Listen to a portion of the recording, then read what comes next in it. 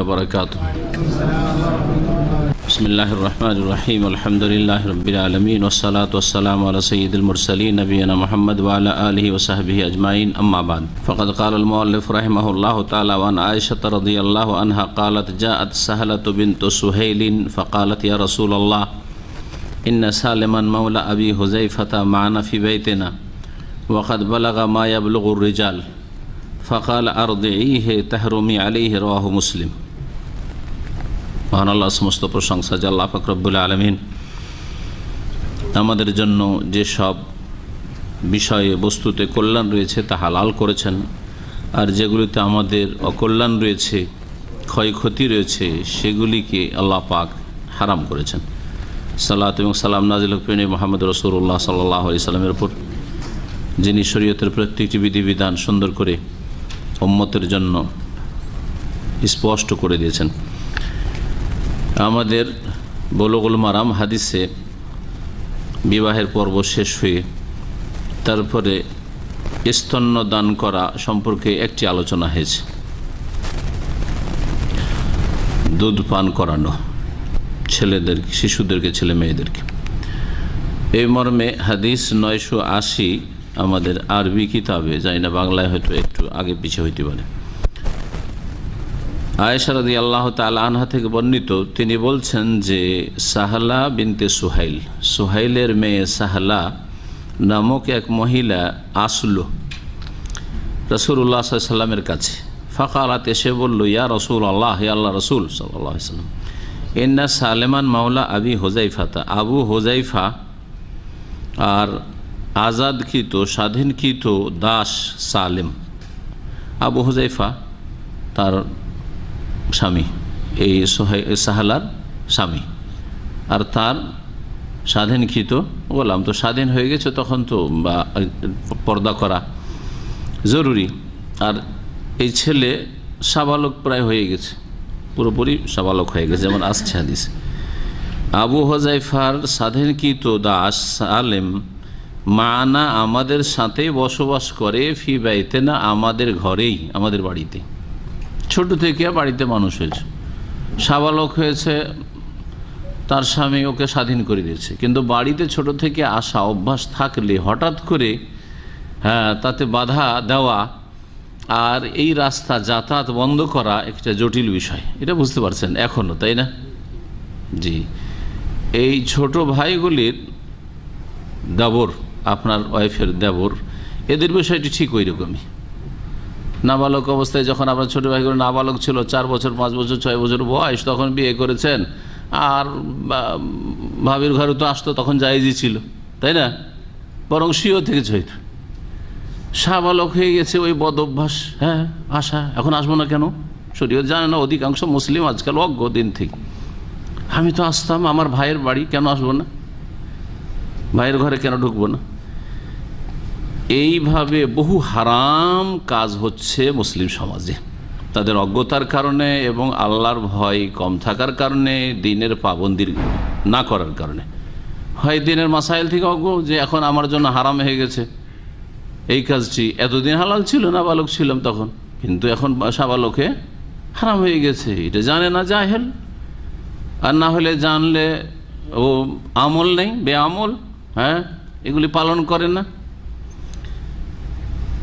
অথবা আল্লাহর ভয় নেই, আল্লাহর ভয় নেই। আর অধিকাংশ মানুষ কোথায় আল্লাহকে ভয় করে? সমাজকে একটু ভয় করে। আজকাল অধিকাংশ মুসলিম যদি কিছু গুনাহ থেকে বেঁচে থাকে, এমন গোলাগুলি থেকে বাঁচে যেগুলি সমাজ বিরোধী গুনাহ, সমাজে কলঙ্ক হবে, এইরকম গুনাহ থেকে। কি জন্য? আল্লাহর ভয়ে, সমাজের ভয়ে, সমাজের কাছে কলঙ্ক হবে, সেই জন্য। অল্প কিছু সংখ্যক লোক রয়েছে যারা আল্লাহকে ভয় করে, আল্লাহর ভয়ে হয়তো গুনাহ থেকে বেঁচে থাকে, ফরজ ওয়াজিব আদায়, বুঝতেই পারছেন। তো এই ছোট থেকে এই ছেলেটি দাস বড় হইল, বড় হয়ে গেছে, আর বাড়িতে বসবাস করে। ওয়াকাদ বালাগা মা ইয়াবলুগু রিজাল, আর সে এমন বয়সে পৌঁছে গেছে যে বয়সে সাবালক পুরুষরা পৌঁছে যাবে, অর্থাৎ সাবালক হয়ে গেছে। অন্য হাদিসে রয়েছে যে তার মোচ বেরিয়ে গেছিল, মোচ দাড়ি, পূর্ণ সাবালক হয়ে গেছে। আর তাদের বাড়িতে কোনো ছেলে সন্তান ছিল না। সংসারের কাজের জন্য ছেলেটার বাড়ি আসা জরুরি, বাড়ির ভিতরে ঢোকা কাজকর্মের জন্য। যেমন চাকর নকরের বিষয়টা আমাদের দেশে আছে, আছে না? নেই? চাকর নগরকে এমন মনে করেছে আমাদের দেশে কোনো ব্যাপারই না, ছোট থেকে চাকর ছিল, সাবালক হয়ে গেছে, ওই একই রকম বাড়িতে ঢুকছে। অথবা বড় হয়ে রেখেছে, সাবালক হওয়ার পরে রেখেছে, এই ক্ষেত্রেও পর্দা নেই বাড়িতে, ওই বাড়ির চাকরের জন্য সব জায়েজ, সব জায়েজ। বাড়িতে ঢুকছে, ঘরে ঢুকছে, যে কোনো সময় ঢুকছে, বেরোচ্ছে, দেখছে, সব কিছু সব জানছে তাদের। এইরকমই যারা হাউস ড্রাইভারকে মনে করে, যদিও আলহামদুলিল্লাহ এদেশে অনেকটাই পর্দা সম্পর্কে জ্ঞান আছে, কিন্তু কিছু বেদিন লোক আছে বেপরোয়া, তারা হাউস ড্রাইভারকে ওইরকম মনে করে যে হাজা মোরাজ্জাল, পুরুষই নাই, ও পুরুষই মনে করে না। বিদেশিকে, হ্যাঁ, হয়তো ইন্ডিয়ান বাংলাদেশিকে তাদের ভাষায় হাজা মোরাজ্জালি, মানুষই না, পুরুষই না, হ্যাঁ, ওর কিছু নেই মনে হয়। তো এইরকম অজ্ঞতা আর না হলে অজ্ঞতা কম আছে এখানে, জানে তারপরে আমল নেই, যে বেদিন ফাঁসে হয়তো। এই ছেলেটি সাবালক হয়ে গেছে, আর ওকে ছাড়া সংসার চলা মুশকিল, বাড়ির ভিতরে আসতে হচ্ছে, সব দিনই আসে, কাজকর্মে প্রয়োজন পড়ে। এখন সমাধান কি, করবোটা কি, বড় সমস্যা। নবী করিম সাল্লাল্লাহু আলাইহি সাল্লাম একটি ভালো বুদ্ধি দিলেন, দেখুন কি বললেন। ফাকাল আরদিহি, হে রাসূলুল্লাহ সাল্লাল্লাহু আলাইহি ওয়াসাল্লাম বললেন যে ওই ছেলেটিকে তুমি দুধ পান করিয়ে দাও। তাহরমি আলাইহি, তাহলে তার উপর তুমি হারাম হয়ে যাবে, সে তোমার কি হয়ে যাবে, মাহরাম হয়ে যাবে। যখন হারাম হয়ে যাবে তার উপর, অর্থাৎ তার জন্য তোমাকে বিয়ে করা হারাম হয়ে যাবে, যখন সে মাহরাম মানে স্থায়ীভাবে বিয়ে করা হারাম হয়ে গেল, দুধ মা তুমি সাব্যস্ত হয়ে গেলে, তখন বাড়িতে আর ঢুকলে কোনো অসুবিধা আছে? দুধ মায়ের ঘরে ঢুকছে, দুধ মায়ের বাড়িতে ঢুকছে, দুধ মায়ের সাথে কথা বলছে, কোনো অসুবিধা নেই। তাহরমি আলাইহি, রাওয়াহ মুসলিম, হাদিস সহিহ মুসলিমের। বাহ্যিক হাদিস কি প্রমাণ করে? যে ছোট হোক আর বড় হোক, দুধ পান করিয়ে দিলে কি হয়ে যাবে, দুধ মা সাব্যস্ত হয়ে যাবে, তাই না? এটাই না প্রমাণ করে। এই একটি খুব গুরুত্বপূর্ণ মাসআলা এই স্তন্যদানের বিষয়ে, সেই জন্য এই বিষয়টি বিস্তারিত আপনাদের সামনে আলোচনা বলছেন ভাষ্যকার, যে এই মাসআলাই যে দুধ পানের জন্য কতটা বয়সের মধ্যে হইতে হবে, তাহলে হ্যাঁ দুধ মা সাব্যস্ত হবে বা দুধ সন্তান সাব্যস্ত হবে, এই মর্মে ওলামাদের ইখতিলাফ রয়েছে, মতানৈক্য রয়েছে। ফি ওয়াক্তির রেদা, দুধ পান বা ওয়াক্তির রাদা, দুধ পানের সময় সীমা সম্পর্কে, আল্লাযী ইয়াতাআল্লাকু বিহি তাহরীম, যেই সময়টাই দুধ পান করালে হারাম হবে, মানে দুধ মা সাব্যস্ত হবে। ওয়ালাহুম ফি যালিকা আকওয়াল, এই বিষয়ে তাদের বেশ কয়েকটি মতামত রয়েছে, তা চার মাযহাবে বা চারটি মতে ভাগ করা যেতে পারে। চারটি মত রয়েছে, শোনেন চারটি মতের কি কি। প্রথম মত হচ্ছে আন্না রাদা আল মুতাবার, শরীয়তে যেই স্তন্যদানের, হ্যাঁ স্তন্যদানের মাধ্যমে দুধ মা সাব্যস্ত হয়, দুধ সন্তান সাব্যস্ত হয়, সেটা হচ্ছে মা কানা ফিল হাউলাইনে ফাকাদ, 2 বছর বয়সের ভিতরে যদি হয়, তাহলে 2 বছর ভিতরে হইতে হবে। বাহ্যিক এদের কোরআনে কারীমের আয়াত দলিল রয়েছে, ওয়াল ওয়ালিদাতু ইউরদিনা আওলাদাহুন্না হাউলাইনে কামিলাইন। জি, ওয়াল ওয়ালিদাত, মায়েরা, ইউরদিনা আওলাদাহুন্না, নিজ সন্ততিকে, ছেলে মেয়েদেরকে স্তন্যদান করবে, দুধ পান করাবে, হাউলাইনে কামিলাইন, পূর্ণ 2 বছর। 2 বছর পরে আসলে দুধ পানের অধিকার নেই বা দুধ পান করাতে হবে, বাধ্যবাধকতা নেই।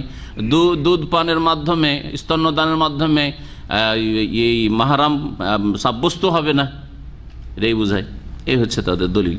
দ্বিতীয় মত হচ্ছে হুয়া মা কানা ফিস সিগার, ছোট বয়সে হলি হলো, শৈশব বাল্য জীবনে হলি হলো, 2 বছরের শর্ত নাই তাদের কাছে। দ্বিতীয় মত ওয়ালাম ইউকাদ্দিরহু বিজামান, তারা সময়ের সাথে সেটাকে নির্দিষ্ট করেনি যে 2 বছরের ভিতরে, 2 বছরে 2-4 মাস বেশি হয়ে যাক, হ্যাঁ অসুবিধা নেই, কিন্তু ছোটকালই হইতে হবে। তৃতীয় মত হচ্ছে আন্না রাদা ইয়াহরুমু ওয়ালাউ কানা লিল কাবীরিল বালিগা বিশাইখি, বলছে যে স্তন্যদান দ্বারা দুধ ছেলে মেয়ে সাব্যস্ত হয়ে যাবে, যদিও সেটা বড় কে হোক না কেন, সাবালককে হোক, বুড়ো মানুষকে হোক, এমনকি মত, এটাও একটি মত আছে। বুড়ো বয়সে 60 বছর বয়সে যদি কোনো মহিলা দুধ পান করে নাই, তো কি হয়ে যাবে, দুধ সন্তান বলে সাব্যস্ত হয়ে যাবে, দুধ মা সাব্যস্ত হয়ে যাবে। 4 নম্বর মত হচ্ছে আন্না রেদা লা ইয়াকুনু মুহাররিমান ইল্লা লেমান কানাফিস সেগার, আসল হচ্ছে যে বাল্য জীবনে ছোটকালে ওই 2 বছরের মধ্যে মোটামুটি, অথবা 2-1 মাস এদিক ওদিক গেল, যেমন দ্বিতীয় মতটি রয়েছে। ছোটকালে যেই দুধ পান করানো হয়, স্তন্যদান করা হয়, সেটাই শুধু মাহরাম প্রমাণিত করবে, অর্থাৎ তার দ্বারা দুধ মা সাব্যস্ত হবে অথবা দুধ ছেলে মেয়ে সাব্যস্ত হবে। তবে ইল্লা ইযা দাআতিল হাজাতু ইলা ইরদাইল কাবির, তবে কখনো যদি প্রয়োজন হয়ে যায় যে আমার এই ছেলেটির প্রয়োজন, আর ছেলেটা সাবালক হয়ে গেছে, একে বাড়িতে ঢোকার অনুমতি দেওয়ার প্রয়োজন রয়েছে, কিন্তু কি করে দেবো, এর জন্য তো দেখা যায় না আমার বাড়ির মহিলাদেরকে, এই ক্ষেত্রে প্রয়োজন হলে বড়কেও দুধ পান করালে তার মাধ্যমে মাহরাম প্রমাণিত হবে, অর্থাৎ দুধ মা দুধ ছেলে সাব্যস্ত হবে। আল্লাযী লা ইস্তাগনা আন দুখুলিহি, যার বাড়িতে যাতায়াত করা ছাড়া কোনো উপায় নেই, ওকে দিতে হবে, না হলে এরকম লোক পাচ্ছি না, কাজের ছেলে। ওয়ায়ুশাক্কুল ইহতিজাউ মিনহু, আর বারবার পর্দা করা মুশকিল, দিনে 14 বার করে ঢুকবে, কতবার পর্দা করবে আপনি? হ্যাঁ, কতবার মহিলা পর্দা করবে, কত বেঁচে থাকবে, বাঁচাও মুশকিল। এইরকম ক্ষেত্রে তার মানে প্রয়োজনের তাগিদে জায়েজ আছে। এটা হচ্ছে চতুর্থ মত। প্রথম মতটি কি ছিল? 2 বছরের ভিতরে বাস হইতে হবে, 1 মাস বেশি হলো, 2-4 দিন বেশি হলে চলবে না, একেবারে কড়া ক্রান্তি। এটা ইমাম শাফির মত, ইমাম আহমদের মত, ইমাম আবু হানিফার 2 সঙ্গী আবু ইউসুফ মোহাম্মদ, 2 ছাত্র ডান হাত বাম হাত, হ্যাঁ, তাঁদের মত। হ্যাঁ, এই মতটি উমর রাদিয়াল্লাহু তাআলা আনহু, আব্দুল্লাহ বিন মাসউদ, আবু হুরায়রা, আব্দুল্লাহ বিন আব্বাস, আব্দুল্লাহ বিন ওমর, সাহাবায়ে কেরাম রাদিয়াল্লাহু আনহুম থেকে বর্ণিত। তাবেঈনদের মধ্যে ইমাম শাফি থেকে বর্ণিত। ইমামদের মধ্যে সুফিয়ান সৌরি, ইসহাক বিন রাহুইয়া, ইবনুল মুনজির, এদের থেকে বর্ণিত। তারা সূরা বাকারার 233 নম্বর আয়াত যে পাঠ করলাম, হ্যাঁ, হাউলাইনে কামিলাইন দলিল।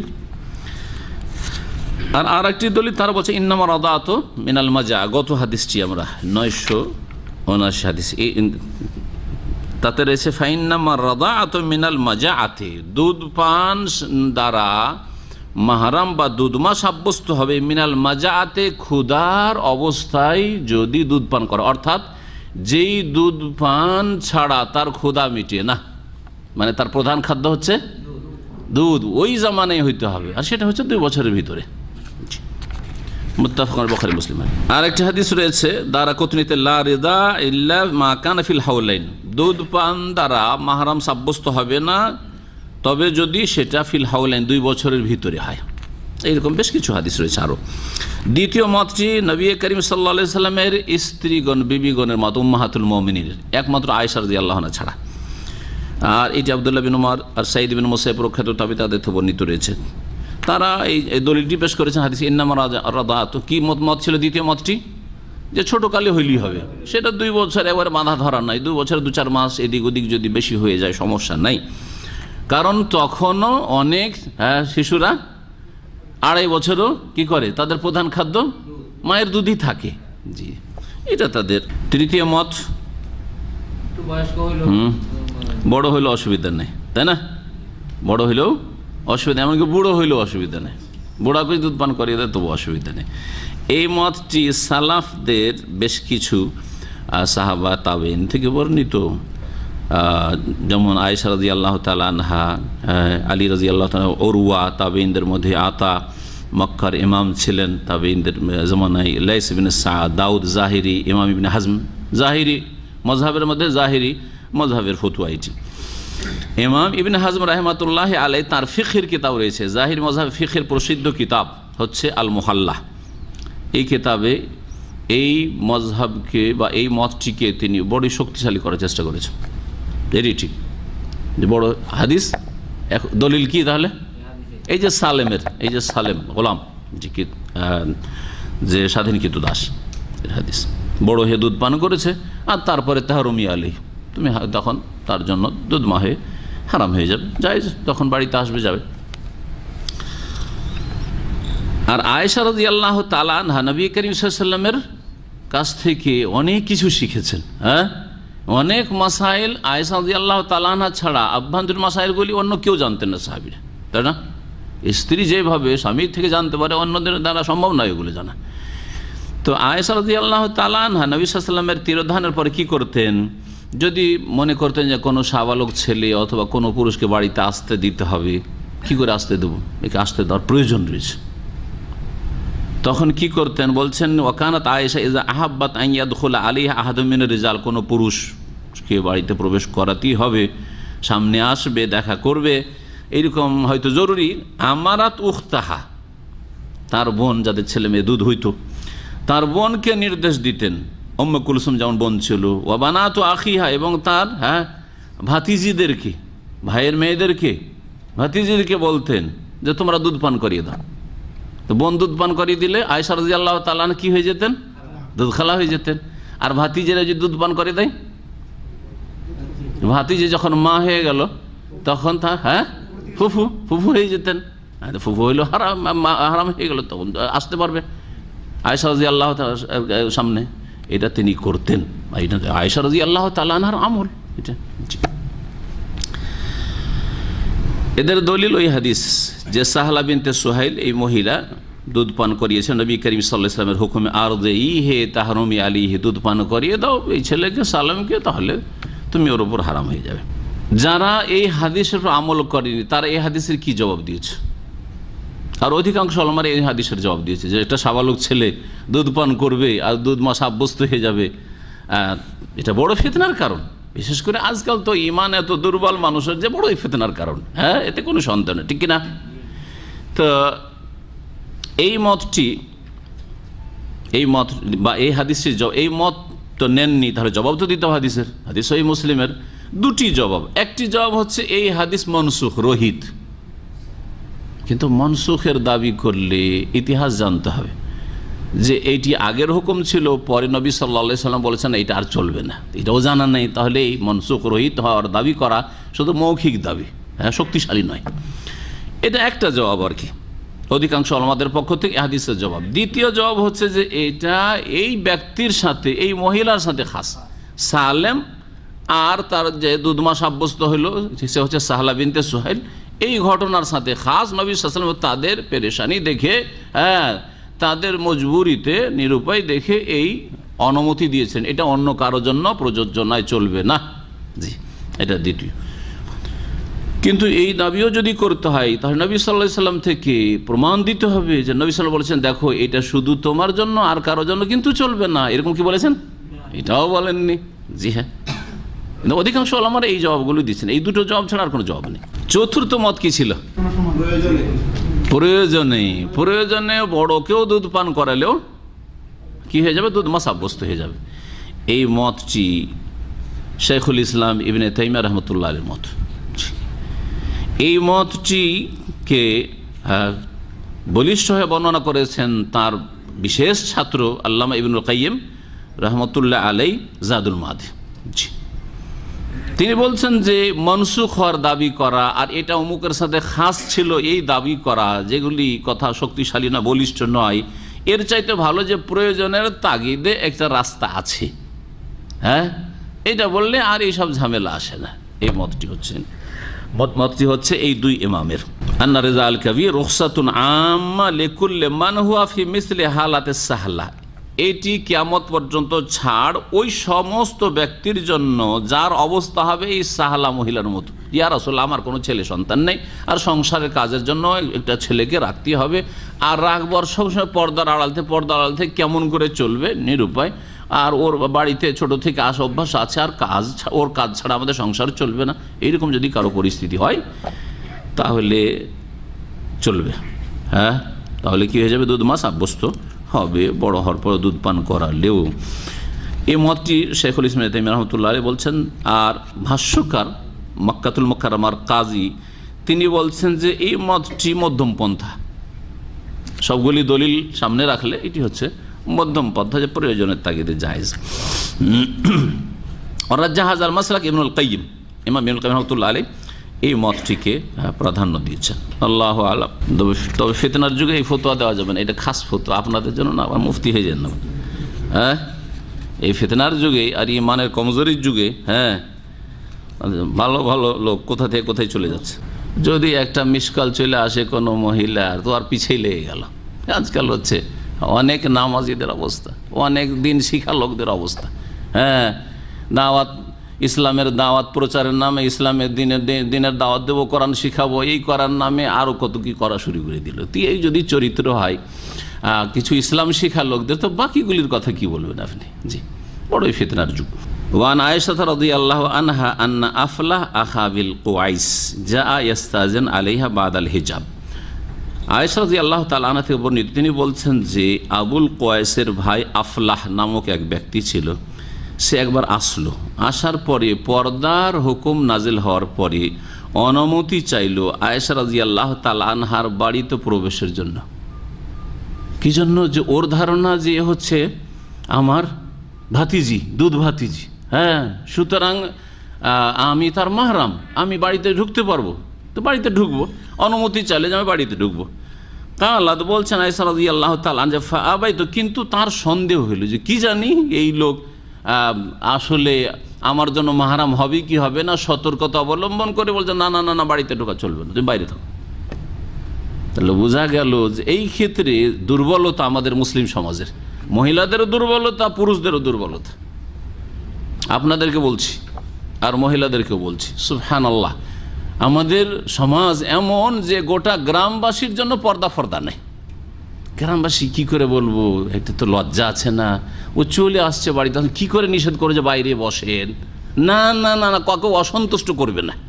এই হচ্ছে আমাদের ইমান, এত দুর্বল ইমান। হ্যাঁ, এই জন্য গোটা গ্রামবাসীর জন্য পর্দা নেই। যেই সব এলাকা সম্পর্কে শুনেছিলাম খুব পর্দা আছে, সেসব এলাকায় এক সময় সফর করে দেখেছি আর ওদের বাড়ি গিয়ে থেকেছি। সুবহানাল্লাহ, পর্দা কার জন্য? দাড়িওয়ালা মানুষ, আর তাও গ্রামের বাইরের লোক, আর যদি আলেম হয় তাহলে ওকে দেখে পর্দা। আমার সাথে কথা বলে না, কথা বুঝতে পারছেন? ধরে নেন এখানেও ফ্যামিলি আছে, আমাকে দেখলো ওর বাপরে কোথায় লুকাবে, ওই শাইখের সামনে কি করে যাব, হ্যাঁ, আর কি করে কথা বলবো, হ্যাঁ, সালাম দেওয়া যায়। কিন্তু আপনাদেরকে পেলে, ভাই কেমন আছেন, হ্যাঁ, আপনার গাড়িতে চলে যাই, উঠে গেল আপনার গাড়িতে, বাড়ি চলে গেল, বাসা চলে গেল। আউযুবিল্লাহ, পর্দা হইল নাকি?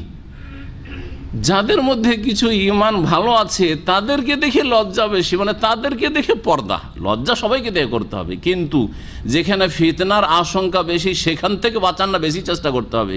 কিন্তু আমাদের দেশীয় পর্দা কেমন? ফেরিওয়ালার সামনে কোনো পর্দা নেই, আছে নাকি? হ্যাঁ, গ্রামের যত ফাঁসেক লম্পট তাদের সামনে কোনো পর্দা নেই, ওটা গ্রামের ছোঁড়া। আমাদের এক মহিলা বলছে এটা আমাদের গ্রাম ছোঁড়া, ছোঁড়া বুঝেন তো?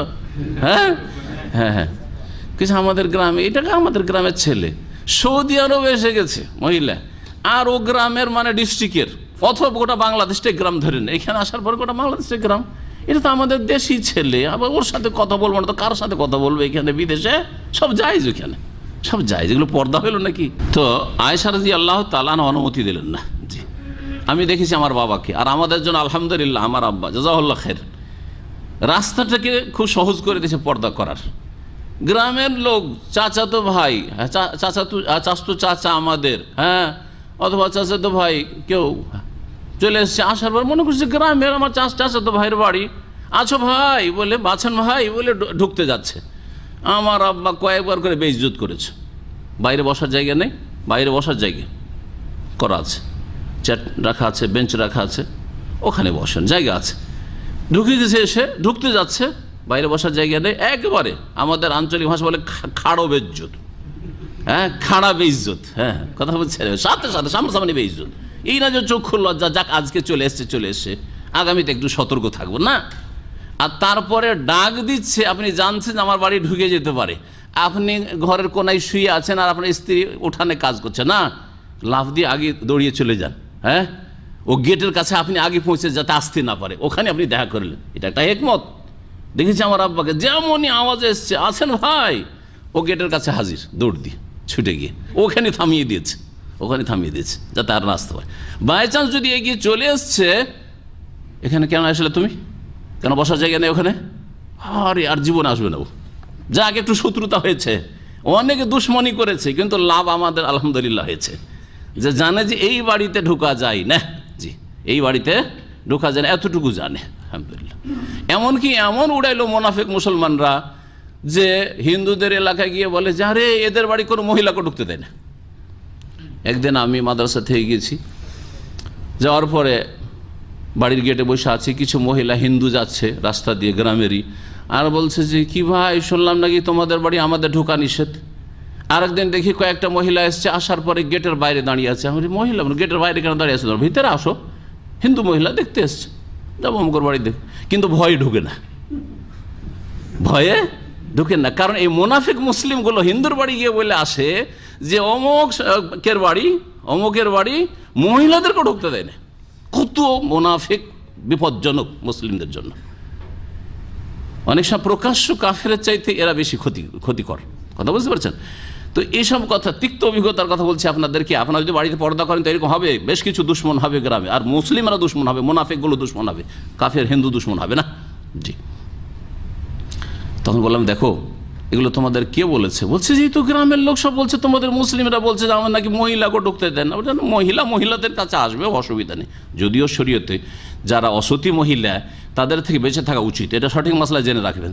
তারপরে মহিলাদেরকে আসার জন্য একটু গায়ে হাতে কাপড় দিয়ে মহিলাদের সামনে চেহারা খুলে আসতে পারে, কিন্তু পুরুষ তো আর আসতে পারে না গ্রামের, মুসলিম হইলেও, হ্যাঁ চাচাতো ভাই হইলেও, দেবর হইলেও তো আসা যায় নয় যে মহিলা চেহারা খুলে তাকে আর সামনে চলে আসবে।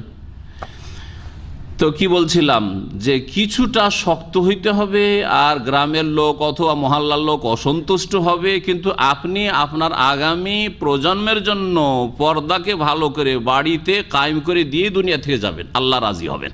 এটা একটু চেষ্টা করতে হবে একটু। এটার নাম জিহাদ, এরই নামে জিহাদ। কথা বুঝতে পারছেন? যতটুকু জিহাদ করতে পারছেন, এই জিহাদ করছেন না, বড় জিহাদের স্বপ্ন দেখলে কাজ হবে? এই জিহাদ করেন, পারিবারিক জিহাদ। জি, প্রচেষ্টা চালাইতে হবে। জি, জিহাদ মানে প্রচেষ্টা চালানো, জিহাদ মানে শুধু অস্ত্র ধরা নয়। তাহলে আয়েশা রাদিয়াল্লাহু এটা চিন্তা করলেন না যে লোকটা অসন্তুষ্ট হয়ে যাবে, কি বলবে, আমি ওকে বলবো যে না তুমি আসো না, তো আনাজানাল্লাহু, আমি অস্বীকার করলাম অনুমতি দিতে। না তোমাকে অনুমতি দাও, তুমি বাইরে থাকো। পর্দার আড়াল থেকে বলে দিলে যে বাইরে বসো। আজকাল আপনার স্ত্রী বলে যে কি বলবো, আমার তো স্বামীর বন্ধু, আর বাড়িতে আসতে চাইছে, কিভাবে বা নিষেধ করবো? এটা অভদ্রতা না হয়ে যাবে? ইসলাম চলে যাক, পর্দা চলে যাক, ইজ্জত চলে যাক, অভদ্র হবে না তাদের ভাষায়। এইভাবে কি আর দিন ইসলামের হেফাজত হবে?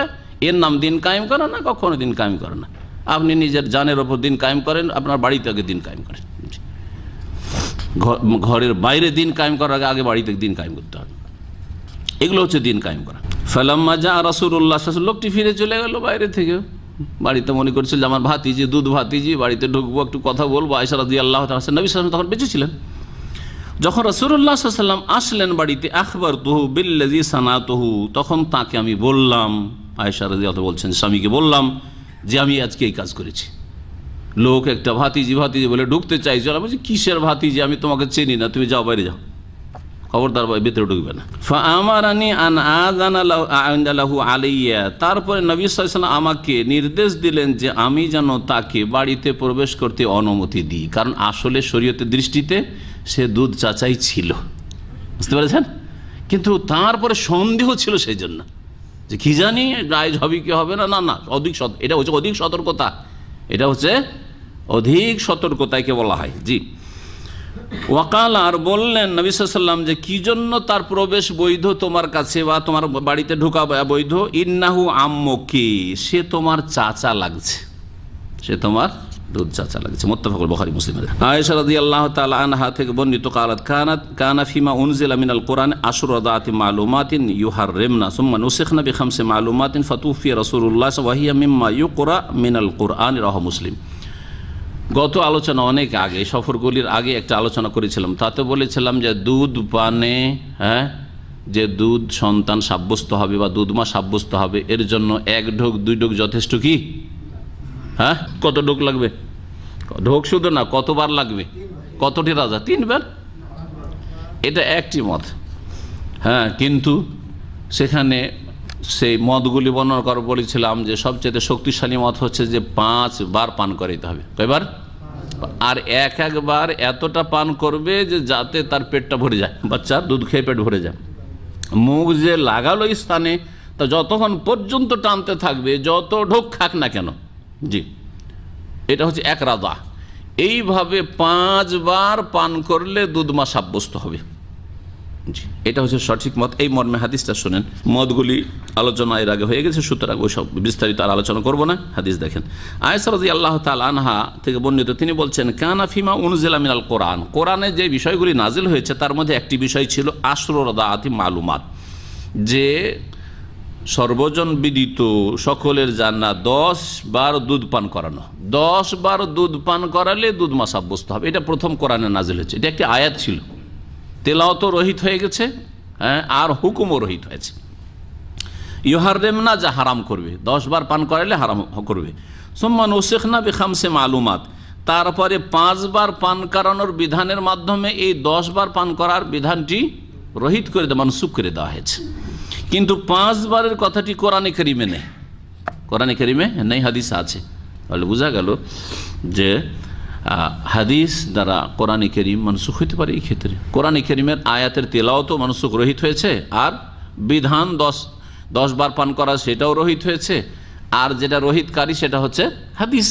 এই হাদিসটি মা আয়েশা বলছেন, নবী সাল্লাল্লাহু আলাইহি ওয়াসাল্লাম বলেছেন, দেখো 5 বার আগে বলেছিলাম বা আয়াত ছিল 10 বারের, ওটা রহিত হয়ে গেছে, মনসুখ হয়ে গেছে, এখনও 5 বার পান করলে দুধ মা সাব্যস্ত হবে।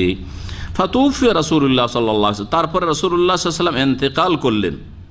কি তুফিয়া, ওফাত থেকে। তো হায়াতুন নবী না ওফাতুন নবী? দেখলেন, ওফাত মানে মওত, ওফাত মানে কি মওত, ওফাত মানে মওত। রাসূলুল্লাহ ইন্তেকাল করলেন, ওয়াহিয়া ফিমা ইউকরা মিনাল কোরআন, সেই সময় কোরআনে কারিমে সেটা তেলাওয়াত হইতো। এটা আয়েশা রাদিয়াল্লাহু তাআলার মতে। এখন কোরআনে কারিমে কোন জায়গা আছে 5 রাজাতের কথা আছে কি? তাহলে তার ধারণা যে এটা কোরআনে থেকে গেছে, ওনার হয়তো ওটা জানা ছিল না যে এই 5 রাজাতের যে বিষয়টি নাজিল হয়েছিল কোরআনে সেটাও রহিত হয়ে গেছে, তেলাওয়াত রহিত হয়ে গেছে, কিন্তু বিধান বাকি আছে।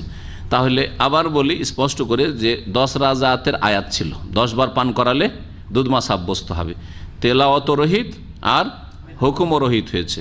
তারপর 5 রাজাতের আয়াত নাজিল হলো, সেটার তেলাওয়াত রহিত হয়ে গেছে, কিন্তু বিধান বহাল আছে, বিধান বহাল আছে।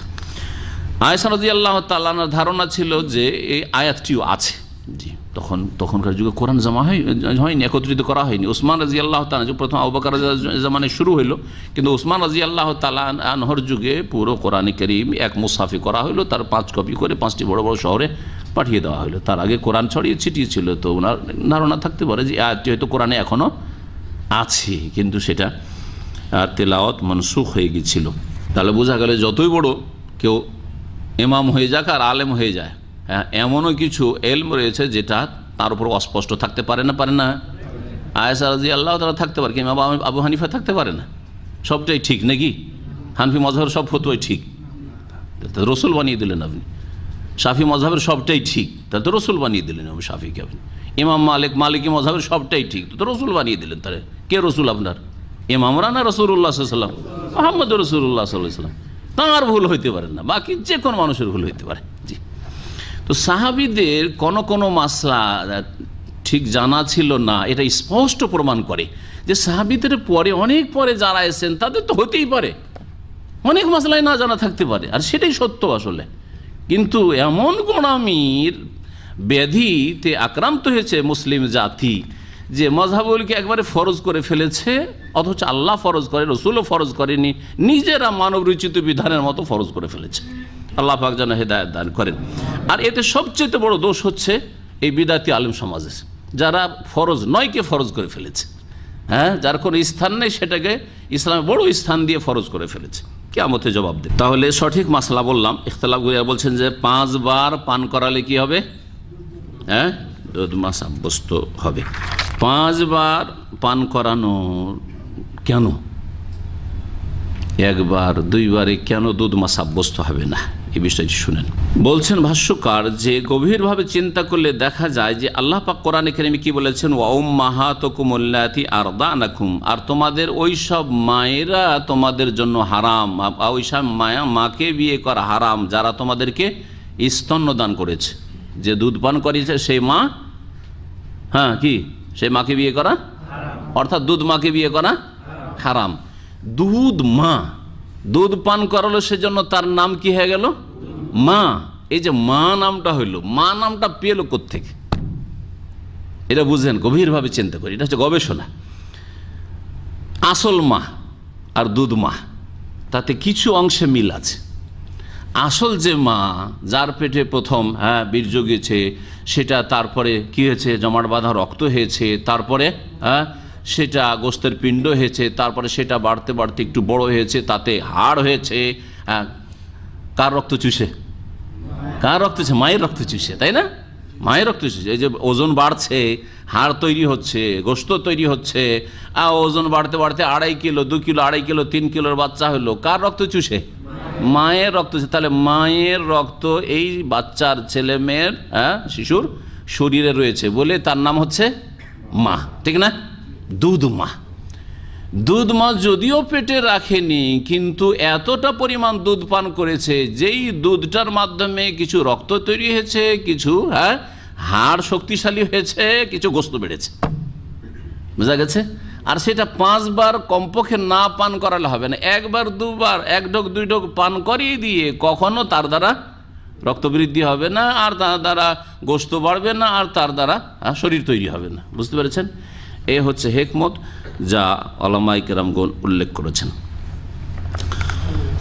এটি হচ্ছে সবচেয়ে শক্তিশালী মত। তারপরে বেশ কিছু এই মর্মে হাদিস রয়েছে যে লা তুহাররিমুল মাসসাতু আলাল মাসসাতান, 1 বার চুষলে 2 বার চুষলে, বা 1 বার টানলে 2 বার টানলে তাতে হারাম হয় না। এই হাদিসগুলি এর আগে এসেছে। তাই ইমাম শাফি রহমতুল্লাহ আলাইহির মত হচ্ছে এটি। এইরকমই ইমাম আহমদ রহমতুল্লাহ আলাইহি থেকে একটি বর্ণনা, ইমাম ইবনুল কাইয়িম, তারপরে সৌদি আরবের আল্লামা শেখ বিন উসাইমিনের ওস্তাদ, খুব বড় একজন আলেম মুহাদ্দিস শেখ আব্দুর রহমান সাদি, অনেক ওলামারা বলেছেন যে আন্না রাযআতা লা তুহতাসাবু রাযআ, দুধ পান করানো অতক্ষণ পর্যন্ত, 1 বার দুধ পান করানো গণ্য করা যাবে না, হাত্তা তাকুনা ওয়াজবাতান লিত্তিফলি তাম্মাতা, যতক্ষণ পর্যন্ত 1 বার পান করিয়ে পুরো 1 বারের খাবার এই শিশুটির হয়ে গেল, এতটা যতক্ষণ না হবে। 1 বার ধরেন মুখে দিয়ে একটা টান দিল, তারপরে 1 মিনিট 1/2 মিনিটের মধ্যে ছেড়ে দিল, এটা কি 1 বারে তার খাবার হইল? হইল না। 1 বারের খাবারের জন্য বেশ কিছুক্ষণ টানতে হবে, তাই না? 5-7 মিনিট ধরে টানতে আছে, চুষতে আছে, চুষতে আছে, তারপর তখন মুখটা তৃপ্তি হয়ে গেছে, পেটটা ভরে গেছে, তখন মুখটা বাচ্চাটা টেনে নিল। এটা হচ্ছে 1 রাজা। এইরকম 5 রাজা হইতে হবে। ব্যাখ্যা করবে যে খামসা রাজা মানে কি, 5 বার শুধু মুখ লাগানো নয়, যতক্ষণ পর্যন্ত 1 বারের সেই শিশুর মিল, ওয়াজবা মিলকে বলা হয়, যা লেখা আছে হোটেলগুলিতে ওয়াজবাত, মিল না হবে। কাল আখলাত মিনাল আখলাত, যেমন 1 বারের খাবার, 1 বার খেলাম, দুপুরে খেলাম, আর খাবো না, এটা হচ্ছে একটা আমার মিল। জি। ওয়াশরবাত মিনাশ শরবাত, এইরকম। মাঝখানে যদি শ্বাস নেওয়ার জন্য বাচ্চা ছেড়ে দেয়, 1 মিনিট দুধ চুষেছে, তারপরে শ্বাস নেওয়ার জন্য বাচ্চা ছেড়ে দিয়েছে, সেটাকে 1 বার ধরা যাবে না যতক্ষণ পর্যন্ত পূর্ণ তার পেট না ভরবে। এটাই খোলাসা করার জন্য এই বিষয়টা আর স্পষ্ট করলাম। দুধ পানের মাধ্যমে যেমন দুধ মা সাব্যস্ত হয়, বা দুধ সন্তান সাব্যস্ত হয়, আর বিবাহ শাদী হারাম হয়ে যায় যদি কারো রক্ত নেওয়া যায়। এটা আর একটা মশলা জানা দরকার। তো রক্ত নিলে কি হারাম হবে? ধরেন একটা মেয়ে কারো রক্ত নিয়েছে, তাহলে তাকে বিয়ে করা কি হারাম হয়ে যাবে? না, হবে না। সৌদি আরবের প্রধান মুফতি শেখ বিন বাজের আগের বড়ই একজন যাদের আলেম ছিলেন, মোহাম্মদ বিন ইব্রাহিম আলী শেখ, বলছেন নাকুলুদ্দাম মিন রাজুলিন ইলা ইমরাহ, কোনো পুরুষের রক্ত যদি কোনো মহিলার শরীরে দেওয়া হয়, আবিল আকস, অথবা এর বিপরীতটা, কোনো মহিলার রক্ত নিয়ে কোনো পুরুষকে দেওয়া হয়, লা ইউসাম্মা রাদাআন, এটাকে দুধ পান হিসাবে গণ্য করা হবে না, না শাব্দিক দিক থেকে, না প্রথাগত দিক থেকে, না শরীয়তের বিধানে। সুতরাং রাজাআতের যে বিধিবিধানগুলি রয়েছে এই ক্ষেত্রে সাব্যস্ত হবে না। এরপরে দেখা যাক আব্দুল্লাহ বিন আব্বাস রাদিয়াল্লাহু তাআলা আনহুর হাদিস, বলেন ওয়ান ইবনে আব্বাস রাদিয়াল্লাহু আনহু আন্না নবী সাল্লাল্লাহু আলাইহি ওয়াসাল্লাম উরিদা আলা ইবনাতি হামজাতা ফাকালা ইন্নাহা লা তাহিল্লু লি, ইন্নাহা ইবনাতু আখি মিনার রাদাআহ ওয়া ইয়াহরুমু মিনার রাদাআতি মা ইয়াহরুমু মিনান নাসাব, মুত্তাফাকুন আলাইহি। আব্দুল্লাহ বিন আব্বাস রাদিয়াল্লাহু তাআলা আনহু থেকে বর্ণিত, তিনি বলছেন যে নবী করিম সাল্লাল্লাহু আলাইহি সাল্লাম সম্পর্কে বংশের লোকেরা ইচ্ছা করলো, বা কিছু লোকেরা সাহাবায়ে কেরামগণ ইচ্ছা করলেন আলা ইবনাতে হামজা, যে হামজা রাদিয়াল্লাহু তাআলা আনহা, তার যে চাচা, যে ওহদে শহীদ হয়েছিলেন, তার একটি মেয়ে ছিল, একমাত্র একটি মেয়ে, 1 মেয়ের বাপ, আর কোনো ছেলে মেয়ে হামজা রাদিয়াল্লাহু তাআলা আনহর ছিল না। এই মেয়েটি বিয়ে দেওয়ার জন্য লোকেরা চিন্তা ভাবনা করলো, কুরাইশরা, যে নবী সাল্লাল্লাহু আলাইহি ওয়াসাল্লাম বিয়ে দিয়ে দিই, নবীর চাচাতো বোন, আর এ দেখাশোনার কেউ নেই, কোথায় বাইরে বিয়ে দেবো, নবীর সাথে বিয়ে দিয়ে দিই। ওরিদ আলা ইবনাতে হামজাতা ফাকালা, বলেন ইন্নাহা লা তাহিল্লু লি, তোমরা জানো না যে হামজা রাদিয়াল্লাহু তাআলা আনহু, যে আমার চাচা, তার মেয়ে অর্থাৎ চাচাতো বোন আমার জন্য হালাল নয়। চাচাতো বোন আবার হালাল নয় কেন? হ্যাঁ, বলছে ইন্নাহা ইবনাতু আখি মিনার রাদা, কারণ সে হচ্ছে আমার দুধ ভাতিজি। ইবনাতু আখি, আমার ভাইয়ের মেয়ে, দুধ ভাইয়ের মেয়ে মানে দুধ ভাতিজি, দুধ ভাস্তি। আমার দুধ ভাইয়ের সে মেয়ে হয়ে যাচ্ছে। কেমন দুধ ভাইয়ের মেয়ে? হামজা রাদিয়াল্লাহু তাআলা আনহু নবী সাল্লাল্লাহু আলাইহি ওয়াসাল্লামের চাচা, আর নবী করিম সাল্লাল্লাহু আলাইহি ওয়াসাল্লাম সমবয়স্ক ছিলেন। দুইজনেই যখন শিশু দুধ পানের বয়সে ছিলেন, সেই সময় আবু লাহাব আর এক চাচা রাসূলুল্লাহ সাল্লাল্লাহু আলাইহি ওয়াসাল্লাম, আবু লাহাবের এক দাসী ছিল, তার নাম ছিল সুয়াইবা। হ্যাঁ, বিদাতি মিলাদিরা, হ্যাঁ, মিলাদ করার দলিল হিসাবে সুয়াইবার দুধ পান করা, সুয়াইবাকে স্বাধীন করা বয়ান করে তারা। এই সুয়াইবা দুধ পান করেছিল রাসূলুল্লাহ সাল্লাল্লাহু আলাইহি ওয়াসাল্লামকে। হ্যাঁ, সুয়াইবা দুধ পান করিয়েছিল কুফরির অবস্থায়, আর নবী সাল্লাল্লাহু আলাইহি ওয়াসাল্লাম তখন দুধ পানের বয়সে হামজাকে। তো দুইজনকে দুধ পান করিয়েছিল কে? সুয়াইবা নামক এক দাসী। একই মহিলা থেকে দুইজনে দুধ পান করলো, তো দুইজনে ভাই হলো কি না? হামজা বংশের দিক থেকে চাচা, কিন্তু দুধ পানের দিক থেকে ভাই, দুধ ভাই। যখন দুধ ভাই হইলো আর হামজার মেয়ে, তো হামজার মেয়ে তাহলে কি হয়ে গেল? দুধ ভাতিজি। দুধ ভাতিজিকে বিয়ে করা ওই রকমই জায়েজ নয় যেমন নিজের ভাতিজিকে জায়েজ নয়। জি, এই কথা বলেন নবী সাল্লাল্লাহু আলাইহি ওয়াসাল্লাম। বলছেন যে সে হচ্ছে আমার দুধ ভাতিজি। ওয়া ইয়াহরুমু মিনার রাদাত মা ইয়াহরুমু মিনান নাসাব, আর দুধ পানের কারণে ওই সব মহিলারাই হারাম হয়ে যায়, মেয়েরা হারাম হয়, যেটা বংশের কারণে হারাম হয়। বংশীয় সম্পর্কের কারণে যেসব মেয়েরা হারাম, ওই রকমই সম্পর্ক যদি থাকে দুধের ক্ষেত্রে, স্তন্যদানের ক্ষেত্রে, তো তারা হারাম। নবী করিম সাল্লাল্লাহু আলাইহি ওয়াসাল্লামের বাপ চাচার কয় ভাই ছিলেন? 10 ভাই ছিলেন। মাশাআল্লাহ, মনে আছে? এরকম মাঝে মাঝে কেউ বলতে পারলি তো কাজ হয়ে গেল, একটু আপনাদের রিভাইজ হয়ে গেল, তাই না? 10 ভাই। তার মধ্যে কয়জন ইসলাম গ্রহণ করেছিলেন? হ্যাঁ, ইসলামের যুগ পেয়েছিলেন। ইসলামের যুগ কয়জন পেয়েছিলেন? ইসলামের যুগ পেয়েছেন 4 জন, আর ইসলাম গ্রহণ করেছেন 2 জন। বলছেন যে আদরাকাল ইসলাম আমিন আমামিন নবী সাল্লাল্লাহু আলাইহি ওয়াসাল্লাম আতিস আরবা, নবী সাল্লাল্লাহু আলাইহি ওয়াসাল্লামের 9 চাচা আর তার বাপকে দিয়ে 10। হ্যাঁ, 9 চাচার মধ্যে 4 চাচা ইসলামের যুগ পেয়েছে। নবী সাল্লাল্লাহু আলাইহি ওয়াসাল্লাম যখন নবুয়ত পেলেন 40 বছর বয়সে, তখনও কয় চাচা বেঁচে? 4 চাচা। একজন আবু তালিব, আর একজন আবু লাহাব, একজন হামজা, একজন আব্বাস। মা তাআলা শিরক মিনহুম ইসনান, 2 জন শিরক কুফরের অবস্থায় মারা গেছে। কে? হোমা আবু তালিব, একজন আবু তালিব, আর এক হচ্ছে আবু লাহাব। ওয়া আসলাম মিনহুম, আর 2 জন ইসলাম গ্রহণ করেছে। কে? হামজা ওয়াল আব্বাস, হামজা বিন আব্দুল মুত্তালিব আর আব্বাস বিন আব্দুল মুত্তালিব। আবু তালিব ইসলাম গ্রহণ করেছিল? করেনি, কিন্তু ফাওয়াল্লাযী নাসারান নবী সাল্লাল্লাহু আলাইহি ওয়াসাল্লাম, নবী সাল্লাল্লাহু আলাইহি ওয়াসাল্লামের খুব সহযোগিতা করে, সারা জীবন জানে প্রাণে সাহায্য সহযোগিতা করেছে। জি, কিন্তু ইসলাম গ্রহণের তৌফিক হয়নি। আল্লাহ ভালো জানে। জি, মানুষ চেষ্টা করলে হয়ে যায়, কিন্তু ওই যে অন্ধ তাকলিদ, এটা আমাদের কাছে প্রমাণ করে যে অন্ধ অনুকরণ, অন্ধ অনুসরণ, অন্ধ ভক্তি মানুষকে ধ্বংস করে।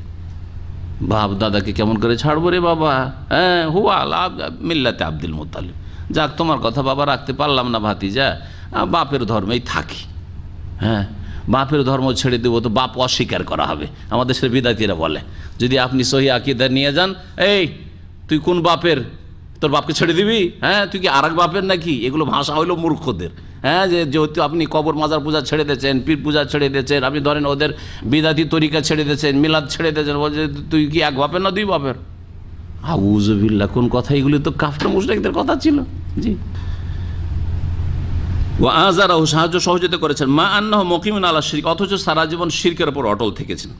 হাত্তা মা তাকাবাল হিজরাতি বিসালাসা, হিজরতের 3 বছর আগে আবু তালেব, আবু লাহাব, আল্লাহর হিকমত, এক চাচা কাফের হইল বন্ধু, মানে একেবারে হ্যাঁ জান দিয়ে সাহায্য করা, আর এক চাচা কাফের কট্টর, এত বড় শত্রু যে পৃথিবীতে আর অত বড় কোনো শত্রুই ছিল না মনে হয়, এত বড় শত্রু। এই দিয়ে আমাদেরকে সান্ত্বনা দেওয়া হয়েছে, কারণ আমাদের অনেকের আত্মীয় স্বজন নাস্তিক থাকতে পারে, হ্যাঁ, মুশরিক কবর পূজা থাকতে পারে, হ্যাঁ, কবর পূজক থাকতে পারে, আর কত অসৎ থাকতে পারে। অনেকে সাক্ষী করে আমার বাপ হেদায়েত হলো না। আমি বলি যে আপনার চাইতে শ্রেষ্ঠ নূহ আলাইহিস সালাম, ঠিক কিনা? আপনার চাইতে শ্রেষ্ঠ ইব্রাহিম আলাইহিস সালাম, ঠিক না? কেউ এসে বলছে আমার স্ত্রী হেদায়েত হলো না, তো নূহ আলাইহিস সালামের স্ত্রী হেদায়েত হয়েছিল? আমার ছেলেটাকে আর পারলাম না, নামাজি বানাইতে পারলাম না। নূহ আলাইহিস সালামের ছেলে ডুবে ধ্বংস হয়েছে। নূহ আলাইহিস সালাম আপনার চাইতে শ্রেষ্ঠ। হ্যাঁ, সান্ত্বনা দেন নিজেকে, হ্যাঁ শান্ত রাখেন। এই নবীর আম্বিয়া রসুলগণের জীবনীতে আমাদের জন্য সান্ত্বনার সম্বল রয়েছে সব ক্ষেত্রে, বিপদ আপদ বালা মুসিবত সুখ দুঃখ সব ক্ষেত্রে। জি, রাসূলুল্লাহ সাল্লাল্লাহু আলাইহি ওয়াসাল্লামের চাচা এত বড় দুশমন, তো আপনার চাচা দুশমন হইতেই পারে। রাহমাতুল্লিল আলামিনকে চিনতে পারলো না নিজের চাচা হয়ে, নিজের চোখে দেখেও চিনতে পারলো না, বদনসিব। তাহলে আপনার চাচা তো হইতেই পারে। আপনার মধ্যে মেলা দোষ ত্রুটি আছে, আপনার দ্বারা প্রভাবিত নাও হইতে পারে, আপনার কথা আকৃষ্ট নাও হইতে পারে। ফাসারা মিন আশাদ্দি আদাইল ইসলাম, আবু লাহাব ইসলামের কট্টর শত্রু ছিল এবং মুসলিমদের কট্টর শত্রু ছিল। ও আজান নবী, শুধু তাই নয়, নবী সাল্লাল্লাহু আলাইহি ওয়াসাল্লামকে কষ্ট দিত সরাসরি, আজান শাদীদান, চরম কষ্ট দিত। শুধু সে না, ওয়াজাউজাতু হাম্মালাতাল হাতাব, তাব্বাত ইয়াদা আবি লাহাব, ধ্বংস হোক আবু তালেবের দুই হাত, ওয়াতাবার, সেও ধ্বংস হোক। কিয়ামত পর্যন্ত তেলাওয়াত হইতে আছে। কত লোকের যে বদদুয়া, আর কত লোক চিন্তা করছে, কত লোক এই সূরা তেলাওয়াত করছে আর করেছে আর করবে কিয়ামত পর্যন্ত। আবু লাহাবের ওপর আর তার স্ত্রীর ওপর লানত আর ধ্বংসের দোয়া হতেই আছে, জি হতেই আছে কোরআনে কারীমের আয়াতের মাধ্যমে। এই মহিলার নাম ছিল আরওয়া বিনতে হারব বিন উমাইয়া। আবু সুফিয়ান রাদিয়াল্লাহু তাআলা আনহু বিলম্বে ইসলাম গ্রহণ করেছিলেন, তার বোন, আবু সুফিয়ানের বোন। জি, ওয়াকানাত আউনাল্লাহু আলা কুফরিহি। হ্যাঁ, এই মহিলা এত কট্টর দুশমন ছিল রাসূলুল্লাহ সাল্লাল্লাহু আলাইহি ওয়াসাল্লামের, হ্যাঁ নবীর চাচি, যে এই নিজের স্বামীকে প্ররোচিত করত নবীর দুশমনি করার জন্য এবং কুফরের ওপর আরও শক্ত করত। আর জানেন যে বড় বড় ভাইয়া বাবু স্ত্রীর কাছে সবাই কাবু। জি, কথা বুঝতে পেরেছেন না? সুবহানাল্লাহ। জি, আজকাল বড় বড় জজ আর মন্ত্রী মিনিস্টারের কাছ থেকে কোনো কাজ হাসিলের জন্য যারা কাজ নিতে যায়, কোথায় যায়? তাদের স্ত্রীদের কাছে যায়। জি, ঘুষ এখানে দিলে হবে না, ওর স্ত্রীকে কিছু দিয়ায়, উপঢৌকন দিয়া। জি, এইসব করে যারা এইসব ধান্দা করে, তারা এইসবই করে। ও সারা রাত ওকে, হ্যাঁ যেইভাবে হোক না কেন রাজি করার জন্য চেষ্টা করবে, কারণ খেয়েছে কিছু, হ্যাঁ নুন খেয়েছে, হারাম তো গুণ গাইতেই হবে, হারাম। ফানাজালাত ফিহিমা সূরাতান তুতলা ইলা ইয়াউমিল কিয়ামাহ।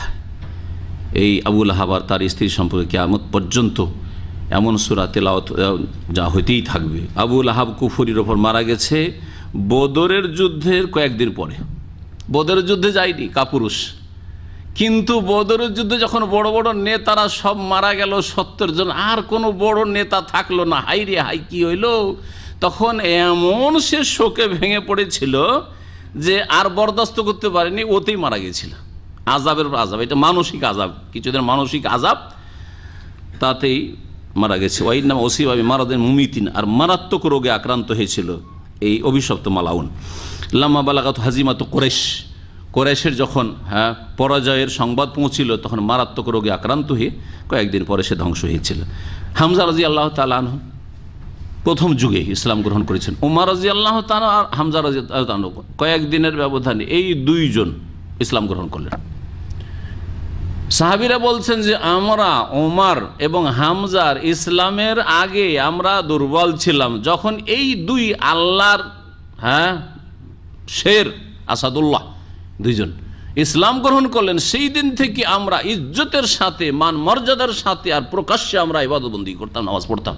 জি, কাবার সামনে গিয়ে মদিনা হিজরত করেছিলেন, বদরে শরীক হয়েছিলেন এবং ওহদে তিনি শাহাদাত বর্ণনা করেছেন। নবী সাল্লাল্লাহু আলাইহি ওয়াসাল্লাম এর তাঁর শাহাদাতে বড়ই শোকার্ত হয়েছিলেন। আব্বাস রাদিয়াল্লাহু তাআলা আনহু ইসলাম গ্রহণ করেছেন অনেক বিলম্বে। অনেকের মতে তিনি ভিতরে ইসলাম গ্রহণ করেছিলেন, কিন্তু ধন সম্পদ ছিল, সেগুলি ছেড়ে তিনি আসতে পারছিলেন না, লুকিয়ে রেখেছিলেন তার ইসলামকে, এটা একটি মত। আর এখানে ভাষ্যকার বলছেন যে 8ম হিজরিতে তিনি মক্কা বিজয়ের বছর ইসলাম গ্রহণ করেছিলেন, মানে প্রকাশ করেছিলেন। যারা বলছে আগে ইসলাম গ্রহণ করেছিলেন কিন্তু ভিতরে ছিল, আর আরেকটি মত হচ্ছে না, লেটেই তিনি ইসলাম গ্রহণ করেছিলেন। নবী করিম সাল্লাল্লাহু আলাইহি ওয়াসাল্লাম খুব সম্মান করতেন এই চাচার। নবী সাল্লাল্লাহু আলাইহি ওয়াসাল্লামের ইন্তেকালের পরে তিনি বেঁচে ছিলেন বেশ কিছুদিন। তারপরে 32 হিজরিতে উসমান রাদিয়াল্লাহু তাআলা আনহুর খেলাফত আমলে ইন্তেকাল হয় আব্বাস রাদিয়াল্লাহু তাআলা। হামজা রাদিয়াল্লাহু তাআলা আনহর মেয়ের সম্পর্কে যখন প্রস্তাব আসলো, তখন নবী সাল্লাল্লাহু আলাইহি ওয়াসাল্লাম অস্বীকার করলে বলছেন যে সে আমার জন্য হালাল নাই। বোঝা গেল যে যদি দুধ বোন, দুধ ভাতিজি এগুলো বংশের দিক থেকে যেসব মেয়েরা হারাম, ওই রকমই স্তন্যদানের কারণে ওই রকমই পর্যায়ের মেয়েরা হারাম হবে।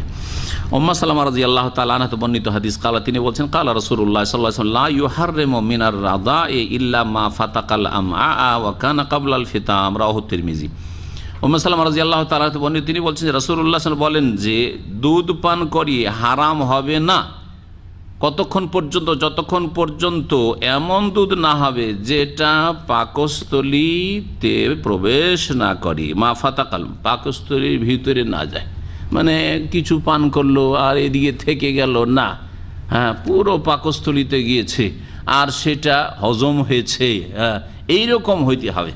তার মানে যথেষ্ট পরিমাণে দুধ পান, আর সেটা নির্ধারণ করা হয়েছে কোন হাদিসে? আয়েশা রাদিয়াল্লাহু আনহা বর্ণিত হাদিসে 5 বার পূর্ণরূপে দুধ পান করে। আর একটি হাদিস, এই হাদিসটি তিরমিজিতে রয়েছে আর হাদিসটি সহিহ। আব্দুল্লাহ ইবনে আব্বাস রাদিয়াল্লাহু তাআলা আনহুতে বর্ণিত হাদিস, কালা বলছেন লা রাদা, তিনি বলছেন, তার মানে এটি মওকুফ, হ্যাঁ লা রাদা ইল্লা ফিল হাওলাইনে, দুধ পান সাব্যস্ত হবে না, মানে দুধ পানের মাধ্যমে দুধ মা সাব্যস্ত হবে না যদি সেটা 2 বছরের ভিতরে না হয়, তাহলে 2 বছরের ভিতরে হইতে হবে। হাদিস দারাকুতনি, ইমাম দারাকুতনি বর্ণনা করেছে, ইবনে আদি বর্ণনা করেছেন মারফু এবং মওকুফ, তবে দুজনে বলেছে যে মওকুফটাই ঠিক, অর্থাৎ নবী সাল্লাল্লাহু আলাইহি ওয়াসাল্লামের এটি উক্তি নয়, এই উক্তিটি হচ্ছে আব্দুল্লাহ বিন আব্বাস রাদিয়াল্লাহু তাআলা আনহুমার। আব্দুল্লাহ বিন মাসউদ রাদিয়াল্লাহু তাআলা আনহু বর্ণিত, তিনি বলছেন যে ক্বালা রাসূলুল্লাহ সাল্লাল্লাহু আলাইহি ওয়াসাল্লাম লা রাদা ইল্লা মা আনশাজাল আযমা ওয়া আমবাতাল লাহমা, আখরাজাহু আবু দাউদ। বলছেন আব্দুল্লাহ বিন মাসউদ রাদিয়াল্লাহু তাআলা আনহু যে নবী সাল্লাল্লাহু আলাইহি ওয়াসাল্লাম বলেছেন যে দুধ পান দ্বারা সাব্যস্ত হবে না দুধ মা, ইল্লা মা আনশাজাল্লাহম, তবে এত পরিমাণ যদি দুধ হয় যেটাতে হাড্ডিকে বৃদ্ধি করতে পারে, ও আমবাতাল্লাহমা, আর গোশতকে উদ্গত করতে পারবে, গোশত বৃদ্ধি পাচ্ছে, হাড় শক্তিশালী হচ্ছে, অর্থাৎ হাড় বাড়ছে, এইরকম হইতে হবে। তাহলে বোঝা গেল যে অল্প স্বল্প শুধু সামান্য দুধ পান করলে, অনেক সময় রাস্তাঘাটে চলতে চলতে বাচ্চা কান্না করছে, দুধ পান করিয়ে দিল, হ্যাঁ 1 ঢোক 2 ঢোক বা একবার পান করিয়ে দিল, একবার পুরোটে পান করলো, তাতে দুধ মা সাব্যস্ত হবে না। উকবা ইবনে আল হারিস রাদিয়াল্লাহু তাআলা আনহু বর্ণিত, বলছেন যে আন্নাহু তাযাওয়াজা উম্মা ইয়াহিয়া বিনতে আবি ইহাব, এই উকবা বিন হারিস সাহাবী উম্মে ইয়াহিয়া বিনতে আবি ইহাব, আবি ইহাবের মেয়ে উম্মে ইয়াহিয়াকে বিবাহ করেছিল। বিবাহের কিছুদিন পরে একজন মহিলা আসলো, আসার পরে বলছে ফাকাল লাকাদ আরদাতুকুমা, তোমাদের এই যে তোমরা স্বামী স্ত্রী হয়েছে, বিবাহ করেছে, তোমাদের 2 জনকে আমি দুধ পান করিয়েছি। মহা মুশকিল। ফাসাল নবী সাল্লাল্লাহু আলাইহি ওয়াসাল্লাম, তখন এই উকবা রাদিয়াল্লাহু তাআলা আনহু সাহাবী নবী সাল্লাল্লাহু আলাইহি ওয়াসাল্লামকে জিজ্ঞেস করলেন, ফাকালা, বললেন নবী সাল্লাল্লাহু আলাইহি ওয়াসাল্লাম, যে যখন বলছে যে দুধ পান করেছে সেই বলছে, যদিও সে একা, কাইফা, তাহলে তুমি কি করবে, হ্যাঁ কি করবে, ওয়াকাদ কিল, অথচ বলা হচ্ছে যে তোমাকে দুধ পান করিয়েছে, তোমার স্ত্রীকে দুধ পান করিয়েছে, তারপরে কি করে একে নিয়ে সংসার করবে? কাইফা মানে একে নিয়ে কেমন করে তুমি সংসার করবে, অথচ বলা হচ্ছে যে তোমাদের 2 জনকে দুধ পান করিয়েছে, তার মানে শোনার পরে ও দুধ বোনকে নিয়ে সংসার করবে? এটা সম্ভব? এটা সম্ভব নয়। ফাফারাকাহ উকবা, তো উকবা রাদিয়াল্লাহু তাআলা তখন তাকে পৃথক করে দিলেন, হ্যাঁ তালাক দেওয়ার প্রয়োজনে, কারণ এই বিবাহ হয়নি আসলে, বিবাহ হইলে না তালাক দিতে হবে। তালাক কখন দিতে হবে? ঘরে ঢুকে গেলে না ঘর থেকে বের করতে হবে, বুঝতে পারছেন না? তো বিবাহ বন্ধন আবদ্ধ হওয়ার পরে যখন এই সংসারের ঘরে ঢুকেছে তখন বের করতে হবে, বের করা হচ্ছে তালাক দেওয়া। এখানে তালাকের কথা এই জন্য আসলো না যে আসলে বিবাহ হয়নি, যখন বিবাহ হয়নি ঘরের বাইরে আছে, স্ত্রী হয়নি আসলে, যখন স্ত্রী বলে স্বীকৃত নয় তখন আর তালাক দেওয়ার প্রয়োজনে কি করতে হবে? বিবাহ বিচ্ছেদ। একে বলা কি? 2 জন একসাথে সংসার করছিল, নাজায়েজ সংসার করছিল, না জানার কারণে বিচ্ছেদ করে দিতে হবে, হ্যাঁ বিচ্ছিন্ন করে দিতে হবে। ফান্নাকাহাত জাওজান গায়রা, তারপরে ওই মহিলা অন্য পুরুষকে বিয়ে করে নিল বা অন্য পুরুষের সাথে বিবাহ আবদ্ধ হইল। আখরাজুল বুখারী, হাদিস সহিহ বুখারীতে রয়েছে। এই হাদিস কি প্রমাণ করে? যে কোনো মহিলা যদি একা এসে বলে যে আমি দুধ পান করিয়েছি তোমাকে আর তোমার যে তুমি যাকে বিয়ে করেছো, তাহলে তার কথা গ্রহণ করা যাবে না? যাবে না? না, ওখানে হুজ্জত পেশ করবেন যে আল্লাহ তো কোরআনে বলেছেন 2 জন পুরুষ সাক্ষী হইতে হবে, তুমি তো একা মহিলা, আর মহিলা হইলে 1 পুরুষের বদল 2 মহিলা হইতে হবে, আছে না নেই কোরআনে? এই মশলা এখানে চলবে না, কারণ 2 জন পুরুষ না জানে যে দুধ পানি করিয়েছে, একা জানে। তবে হ্যাঁ ওই মহিলা সাক্ষী দেওয়ার মতো ইসলামী যোগ্যতা থাকতে হবে। সেটা হচ্ছে সে যেন মুসলিম হয়, কাফের না হয়, হ্যাঁ কাফের মুশরিক না হয়, হ্যাঁ শিরক করে, কুফরি করে, অথবা অসতী মিথ্যা কথা বলে। তো মিথ্যা কথা বললে ওয়ালা তুকবালু লাহুম শাহাদাতুন আবাদা, ফাসিকের সাক্ষী কবুল করা হবে না। বেনামাজি মহিলা সাক্ষী কবুল করা হবে না। যে আল্লাহকে ভয় করে না সে মিথ্যা কথা বলতে পারে এদের সংসার ভাঙার জন্য, তাই না?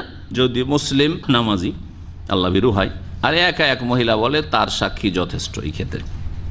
যদি এই বিষয়ে ফুকাহারা দ্বিমত করেছেন, কিন্তু সঠিক মত এটি। এই হাদিস থেকে জানা গেল আন্না শাহাদাতুল মারআতিল ওয়াহিদাতি বির রাদাই, দুধ পান করা স্তন্যদানের সাক্ষী যদি একজন মহিলা শুধু দেয়, হিয়া নেসাবু শাহাদা, সেইটাই সাক্ষী হিসাবে যথেষ্ট। জি, তাকফি শাহাদাতুহা লিইসবাতি, তার সাক্ষীটাই যথেষ্ট হবে। ইমাম আবু হানিফা রাহমাতুল্লাহ আলাইহি ইখতিলাফগুলি একটু বলি। ইমাম আবু হানিফা রাহমাহুল্লাহ বলেন, লা ইউকবালু ফির রাদাই শাহাদাতুন নিসা মুনফারিদা, শুধু মহিলা যদি একা সাক্ষী দেয় তো একা এক মহিলার সাক্ষী গ্রহণ করা হবে না। বলছে ফালা বুদ্দা মিন শাহাদাতি রাজুলাইন, দুই পুরুষ হইতে হবে, আর না হলে একজন পুরুষ আর দুই মহিলা হইতে হবে, তিনজন হইতে হবে। তিনি দলিল পেশ করেছেন সূরা বাকারা আয়াত নম্বর 282, কিন্তু এটা আম কথা, এটা অন্য যে কোনো সমস্যার ক্ষেত্রে। আর দুধ পানের বিষয়টি যেহেতু এমন বিষয় যেটা আভ্যন্তরীণ বাইরের লোক নাও জানতে পারে, এক মহিলা দুধ পান করিয়েছে দুটো ছেলেকে, গ্রামের লোকও না জানতে পারে, হইতে পারে না, পারে না? বাইরে প্রচার কোনদিন সেও বলেনি, ওরা যারা দুধ পান করেছে, যাদের পরিবারের ছেলে মেয়েরা দুধ পান, তারাও বলেনি, ভিতরে থেকে যেতে পারে বিষয়টা। যে দুধ পান করেছে সে জানছে, আর সেটাও যদি সফরে আবার হয় তাহলে আরও জানা জটিল গ্রামবাসীর জন্য, এলাকাবাসীর জন্য। তো সাক্ষী করতে পাবে, এ হচ্ছে একটি মত। ইমাম মালিক রহমতুল্লাহ আলাই বলছেন যে আন্নাহু লা ইউকবালু ইল্লা শাহাদাতু ইমরাতাইন, দুই মহিলা সাক্ষী হইতে হবে তার মধ্যে, এটা একদল বলেছেন। তার সাথে ইমাম শাফি বলছেন আন্নাহু লা ইউকবালু ইল্লা আরবা'a নিসওয়া, চারজন মহিলা সাক্ষী হইতে হবে, কারণ দুই মহিলা এক পুরুষের সমান, তো দুই পুরুষ মানে চার মহিলা হইতে হবে, এই কথা তিনি বলেছেন। ইমাম আহমদ এবং সালাফদের একদল বলছেন কবুল ও শাহাদাতিল মারআতিল ওয়াহিদা ইযা কানাত সিকা, যদি সে আল্লাহ ভীরু হয়, তার উপর তার কথার উপর আস্থা করা যায়, এইরকম যদি দিনদার মহিলা হয় তাহলে এক মহিলারই সাক্ষী যথেষ্ট।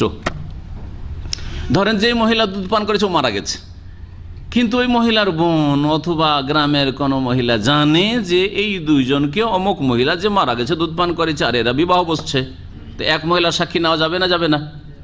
যদি সেকা হয় মানে আস্থা ভাজন হয় তাহলে তার উপর অবশ্যই তার কথা বিশ্বাস করা যাবে। ইমাম ইবনুল কাইয়িম রাহিমাহুল্লাহ বলছেন ইজা শাহাদাতিল মারআতু বিআন্নাহা কাদ আরদাআতহু ওয়া যাওজাতাহু, কোন মহিলা যদি বলে আমি এই লোককে এবং তার স্ত্রীকে দুধ পান করিয়েছি, ফাকাদ লাজিমাতুল হুজ্জাতু মিনাল্লাহি তাআলা ফি ইজতিনাবিহি, তাহলে আল্লাহর পক্ষ থেকে এর ওপর দলিল প্রমাণ কায়েম হয়ে গেল যে এখন তোমাকে এই পাপ থেকে বাঁচতে হবে, তোমাকে সন্দেহ ফেলে দিয়েছে, কমপক্ষে সন্দেহ তো হচ্ছে, সন্দেহ নিয়ে কী করে সংসার করবে তুমি। ও ওয়াজাবা আলাইহি মুফারাকাতুহা, সুতরাং তাতে থেকে পৃথক বিচ্ছিন্ন হওয়া ফরজ হয়ে যাবে। নবী সাল্লাল্লাহু আলাইহি ওয়াসাল্লাম এই পুরুষকে বলেছিলেন দাহা আনকা, তুমি একে ছেড়ে দাও। ইমাম শাওকানি রাহিমাহুল্লাহ বলেছেন আল হাক্কু ওয়াজুবুল আমাল বিকৌলিল মুরদিয়া, যেই মহিলা দুধ পান করিয়েছে তার কথা গ্রহণযোগ্য এবং তার কথার উপর আমল করা ফরজ, এটি হচ্ছে সঠিক কথা। জিয়াদ সাহমি রাদিয়াল্লাহু তাআলা আনহু বলেন, তিনি বলছেন রাসূলুল্লাহ সাল্লাল্লাহু আলাইহি ওয়াসাল্লাম নিষেধ করেছেন, নাহা রাসূলুল্লাহ সাল্লাল্লাহু আলাইহি ওয়াসাল্লাম আনতুস্তার দাউল হামকা, দুধ পান করাতে যে মহিলা কম বুদ্ধির মহিলা, কি বলবেন ওকে, হ্যাঁ নির্বোধ যেটাকে বলা হয়, অথবা জ্ঞান বুদ্ধি কম, হ্যাঁ না না সিধা সাদা, সিধা সাদা জ্ঞানী চালাক মানুষও সিধা সাদা হইতে পারে, বুদ্ধি কম বেকুফ, এ তো উর্দু শব্দ হইল, বাংলায় বলেন বাপ শুদ্ধ, হ্যাঁ বোকা, গাল হয়ে গেল, এটা গাল দিয়ে তর্জমা করবেন। আহমক যেটা আহমক, হামকা আহমক থেকে আমরা আহমকটা ওকে গাল হিসেবে ব্যবহার করি, তাই না, এই আহমক লোক। আপনাদের বাংলার পরীক্ষা করছি, ৭১ শুধু বাংলার নাম দিয়ে স্বাধীন করেছেন আর একটা বাংলা বের করতে পারছেন না। নির্বোধ কথাটি পুরুষের ক্ষেত্রে হয় আর মহিলার ক্ষেত্রে হয়, নির্বোধ যার বোধ শক্তি কম, হ্যাঁ বোধ শক্তি নেই, হ্যাঁ, অথবা কম বুদ্ধি আর কম বুদ্ধির মহিলা, কম বুদ্ধির মহিলা আর থেকে দুধ পান করাতে ছেলে মেয়েদেরকে শিশুদেরকে নিষেধ করেছেন রাসূলুল্লাহ সাল্লাল্লাহু আলাইহি ওয়াসাল্লাম। হাদিস ইমাম আবু দাউদ বর্ণনা করেছেন ওয়া হুয়া মুরসালুন, হাদিসটি মুরসাল, ওয়া লাইসা লিজিয়াদ সোহবা, সঠিক কথা হচ্ছে যে এই জিয়াদ সাহমি সাহাবী নন, বরং তিনি তাবেঈ, আল্লাহু আলাম। যেই মহিলার জ্ঞান বুদ্ধি কম, হ্যাঁ আঞ্চলিক ভাষা আধ পাগলি মহিলা, বোঝেন না? বোঝেন না? পাগলি নয়, কিন্তু আধ পাগলি। আধ পাগলিরই যদি দুধ পান করাতে নিষেধ করা হয়, তাহলে যদি পাগলি হয়, এটা পাগলি মহিলা, বাচ্চা হয়েছে, দুধ হচ্ছে, পান করাবেন?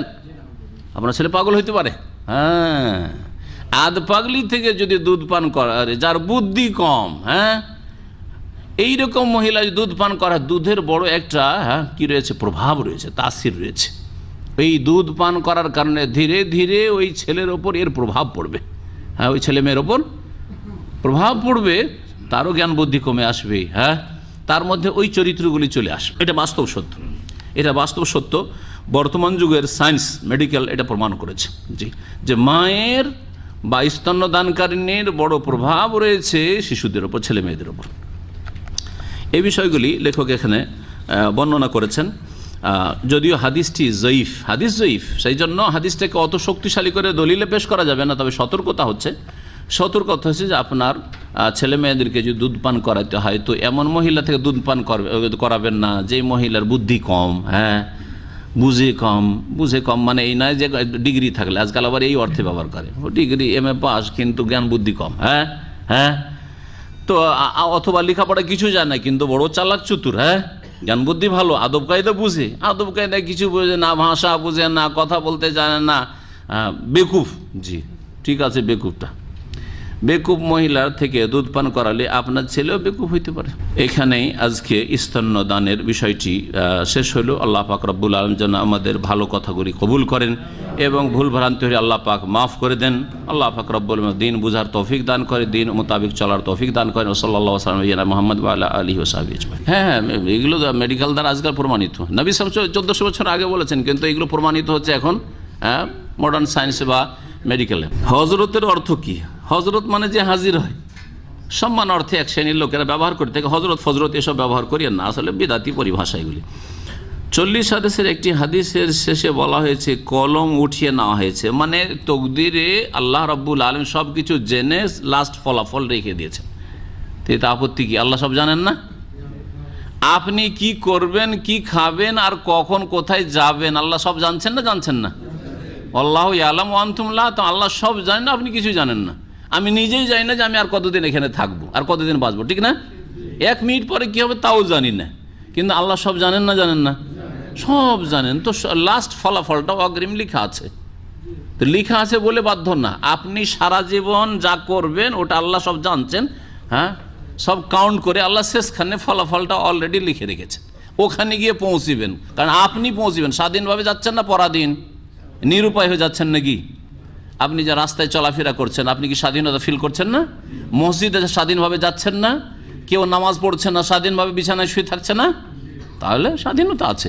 আপনি এই স্বাধীনতাকে পাপের কাজে কেন লাগাচ্ছেন? নেকির কাজে লাগান, জান্নাত যাবেন তো। আল্লাহর উপরে দোষ চাপাচ্ছেন কেন? নিজের উপরে দোষ চাপান। যে মুসিবত আসছে, সে জাহান্নামের মুসিবত হোক, বড় মুসিবত অথবা দুনিয়ার মুসিবত, কিসের কারণে? ফাবিমা কাসাবাত আইদিকুম, তোমাদের পাপাচারের কারণে, কৃতকর্মের কারণে। তো কর্ম ভালো করেন, কর্ম ভালো করলেই জানবেন যে আপনার ভাগ্য ভালো আছে। এটাই বড় লক্ষণ যে আপনার ভাগ্য ভালো। কর্ম খারাপ করবেন, দোষ চাবেন আল্লাহর ওপর আর তকদিরের ওপর, এটা জুলম অত্যাচার না? আর এটা শুধু ধর্মের ক্ষেত্রে, জান্নাতের ক্ষেত্রে, রুজির ক্ষেত্রে কেন চাপান না? ওইটাই করেন যে রুজিও তো লেখা আছে না, শুধু জান্নাতটা লেখা আছে? বলেন, রুজি লেখা আছে কি নেই? না শুধু জান্নাত আর জাহান্নাম লেখা আছে? রুজিটাও লেখা আছে। তো কেন বাংলাদেশ থেকে কথা বলেননি যে রুজি তো আমার লেখাই আছে, তো আবার বিদেশ যাওয়ার কি দরকার? টাকা ইনকামের কি বা দরকার? ও তো আসবেই, যেটা আসার কারণ তো লেখাই আছে। কাউকে বলতে হয় কর্ম করার জন্য? দুনিয়ার কর্মের জন্য তখন তকদিরকে অজুহাত হিসাবে পেশ করেন না, যে তকদির তো আছে, যেটা আছে সেটাই হবে, আমি কেন ডিউটি করব?